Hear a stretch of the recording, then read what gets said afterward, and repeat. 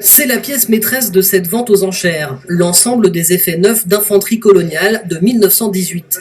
Offert en 1919 par l'intendance française au Musée royal de l'armée de Bruxelles, ils ont traversé le temps.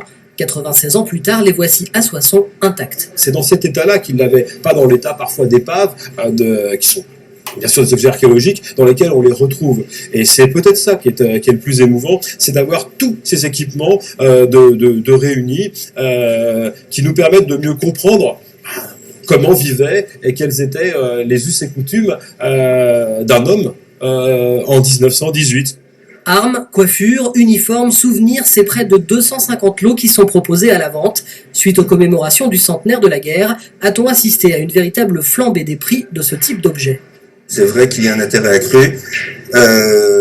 Malgré tout, flambée, je ne suis pas sûr. Tenue des prix, oui. Surtout quand on présente des objets de qualité. Voilà, les objets de qualité ont toujours leur prix. Dans la salle, des acheteurs français, belges, allemands et russes. Certains participent même sans bouger de chez eux grâce à Internet. 480. 500.